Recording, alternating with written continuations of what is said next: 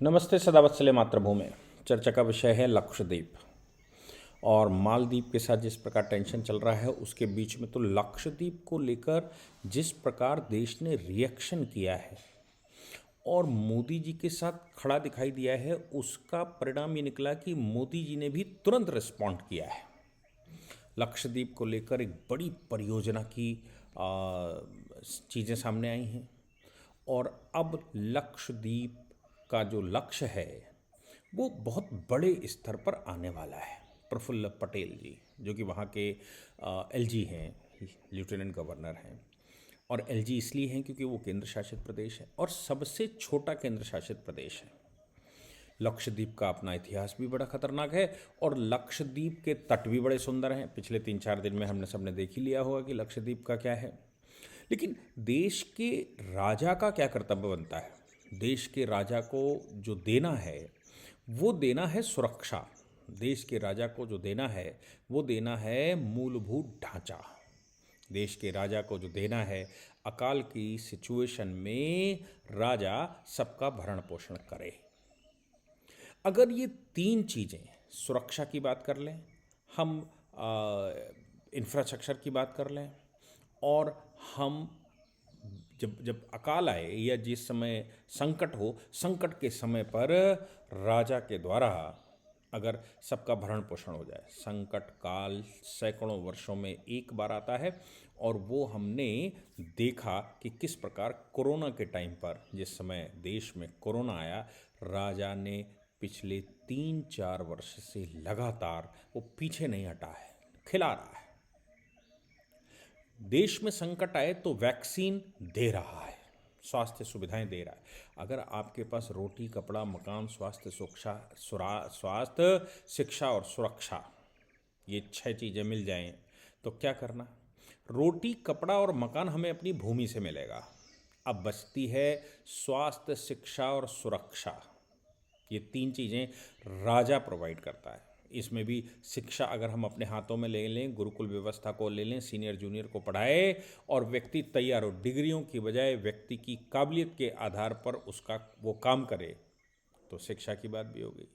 स्वास्थ्य की बात जहाँ तक आती है, अगर हमारा वैद्य या हमको एजुकेट कर दिया जाए कि हमारे घर में जो चीज़ें हैं उनसे हम कैसे स्वस्थ रहेंगे और हम कैसे आरोग्य को प्राप्त हों, तो शिक्षा की बात भी हो गई।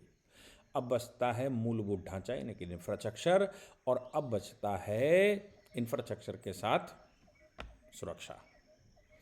लक्षद्वीप को लेकर एक चीज़ जो सामने आई थी वो ये आई थी कि लक्षद्वीप उस समय भी, सबसे पहले अंग्रेज़ों के टाइम की बात करें, मतलब ईसाइयों से की बात करें या ईसाइयों से पहले भी बात करें, तो वो केरला का हिस्सा हुआ करता था। कोच्चि उसकी राजधानी थी। आज भी अगर लक्षद्वीप जाना हो तो सबसे नज़दीक एयरपोर्ट अगर कहीं मिलेगा तो वो कोच्चि का मिलेगा।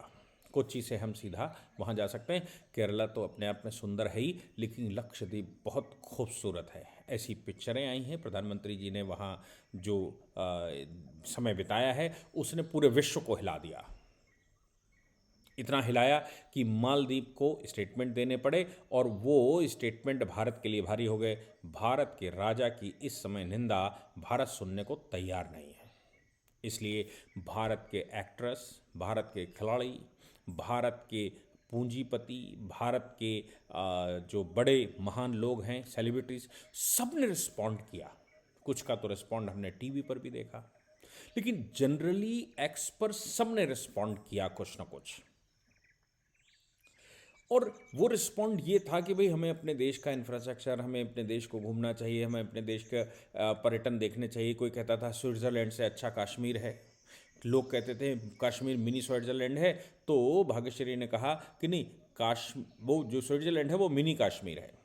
आतंकवाद के चलते कश्मीर हम देख ही नहीं पाए, लद्दाख हम देख ही नहीं पाए।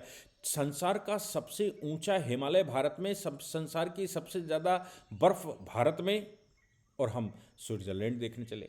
क्या रह गया? इंफ्रास्ट्रक्चर रह गया, जो राजा ने उस समय नहीं निभाया, यानी कि देश के प्रधानमंत्री ने नहीं निभाया और जम्मू कश्मीर को आग में झोंक दिया।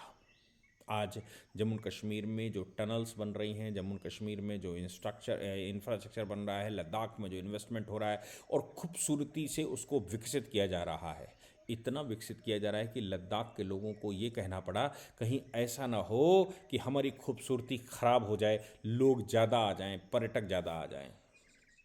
यानी कि विश्व पर्यटन के लिए भारत तैयार है। पर्यटन विश्व की एक बड़ी इंडस्ट्री है जो भारतीयों से चलती है, लेकिन भारत नहीं है। लक्षद्वीप आज़ादी के बाद लक्षद्वीप पर किसी ने ध्यान नहीं दिया, तो हुआ ये कि जिन्ना ने अपने पोत कुछ भेज दिए, युद्ध पोत भेज दिए।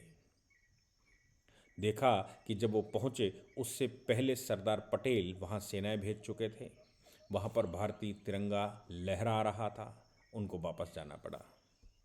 इसके बाद लक्षद्वीप चूँकि 95% वहाँ की आबादी मुस्लिम है, वो कोच्चि से कोई राजा हुआ करता था, वो एक तमाम तरह की स्टोरियाँ हैं कि वो हुआ करता था, उसने ऐसा कर दिया वैसा कर दिया, और फिर उसने इस्लाम स्वीकार कर लिया। इस्लाम स्वीकार करते समय उसको हज को ले जा रहे थे, रास्ते में उसको मार दिया, और लिखा ये गया कि वो मर गया। लेकिन इस्लाम फिर बताया कि वो लगने लगा है, वो तो राजा आत्माओं में आ गया है, वो तो राजा ऐसे आ गया वैसे आ गया, और कुल मिलाकर आबादी को छल के द्वारा, जिसको पवित्र छल कहते हैं ये लोग, पवित्र छल के द्वारा उसको कन्वर्ट कर दिया। खैर, जो हुआ सो हुआ। हम सब जान ही रहेंगे लक्षद्वीप का जो एमपी है वो सस्पेंड हो गया था और अभी भी वो बहाल नहीं हो पाया है। हालांकि सुप्रीम कोर्ट में केंद्र सरकार ने कहा है कि उसको दोबारा बहाल करने में हमें कोई समस्या नहीं, उसकी सज़ा अगर ख़त्म हो जाती तो हमें क्या समस्या है, उसको बहाल किया जा सकता है। लेकिन वो एमपी प्रफुल्ल पटेल के आगे बहुत परेशान था। मैं मिस्टर पटेल की बात करूं तो वो गृह मंत्री मोदी जी के थे गुजरात में, बाद में वो एडमिनिस्ट्रेटर, जब वो मोदी जी प्रधानमंत्री बने तो उनको एडमिनिस्ट्रेटर बनाया, और जिनको एडमिनिस्ट्रेटर बनाया तो उन्होंने लद्दाख की उन्होंने लक्षद्वीप की तस्वीर बदली। सिक्योरिटी की दृष्टि से चारों ओर फोर्सेस लगाई गई, बिना फोर्सेस की अनुमति के वहाँ पर कुछ नहीं हो सकता।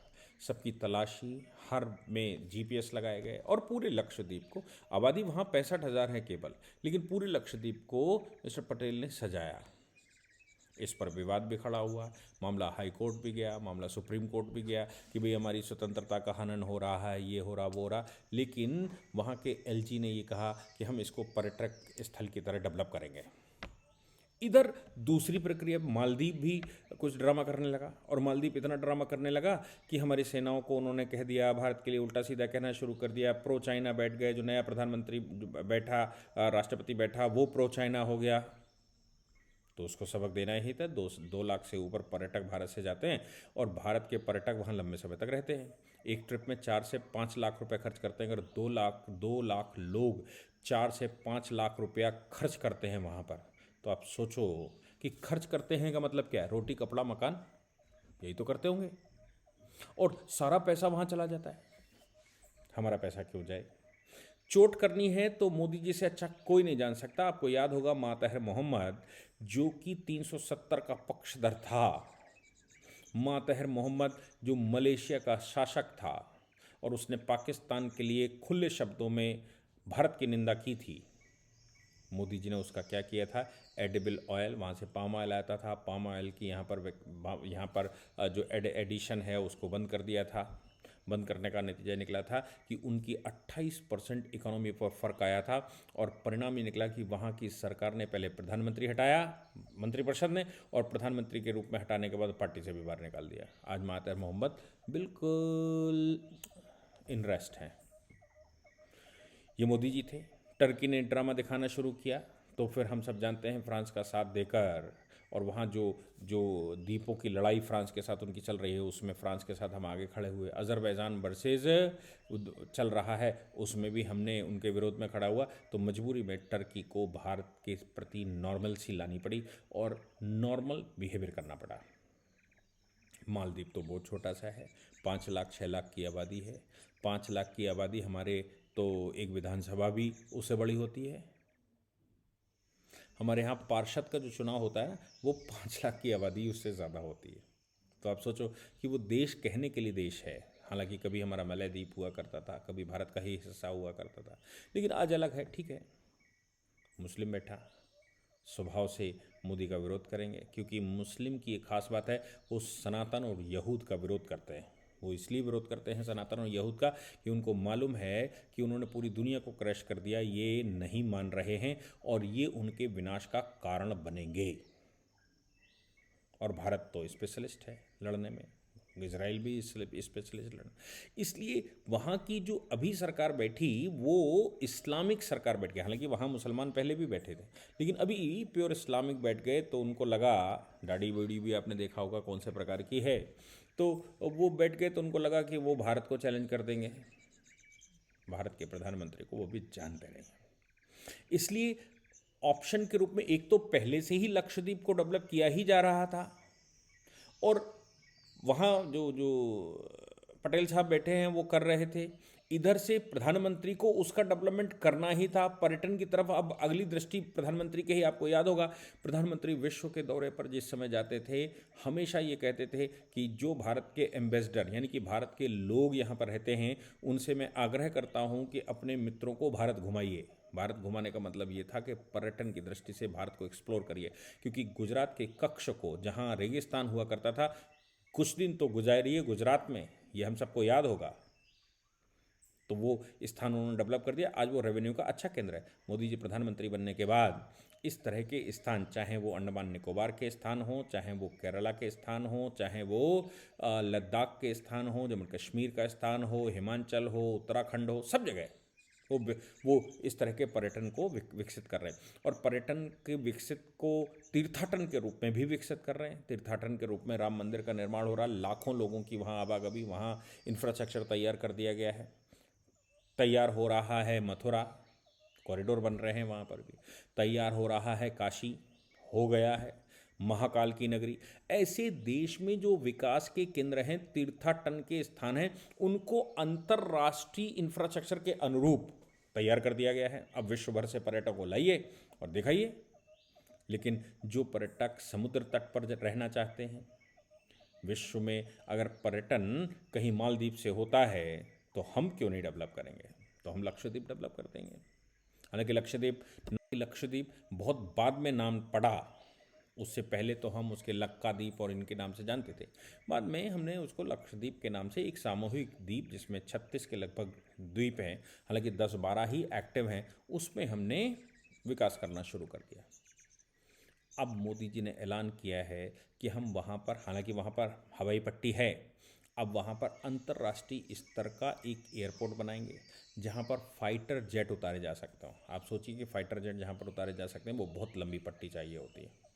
फाइटर जेट उतारे जा सकते हो, इसका मतलब ये है कि वो जो मुस्लिमकरण वहाँ का है और पाकिस्तान की कुदृष्टि वहाँ पर रहती है, वो निश्चित रूप से सिक्योरिटी की दृष्टि से इस समय आवश्यकता होगी। लेकिन मोदी जी केवल सिक्योरिटी नहीं देखते, वहाँ धन कैसे पैदा हो, इसके लिए वो डेवलप कैसे हो, लोग आवागमन शुरू होगी, जाएंगे आएंगे। शंकराचार्य ने क्या किया था? शंकराचार्य जी ने भी तो यही किया था ना, कि जो निर्जीव स्थान थे भारत के, जहाँ पर आवागमन नहीं था, वहाँ पर मठों की स्थापना करती थी ताकि भारत के लोग वहाँ पर्यटन की दृष्टि से, वहाँ तीर्थाटन की दृष्टि से जाएं और भारत की सीमाएं भी सुरक्षित हो जाएं। ऐसा ही कुछ मोदी जी लगातार करते हैं।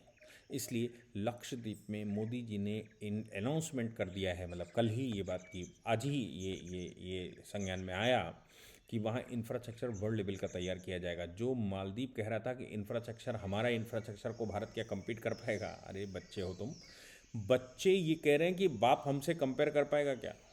अरे भारत जब तुमको पानी दे सकता है, जब तुम्हारे संकट में तुम्हारा खाना पानी चला सकता है, तुमको जीवित रख सकता है, तुमको सब कुछ कर सकता है, वो अपने एक जरा से द्वीप को डेवलप नहीं कर सकता?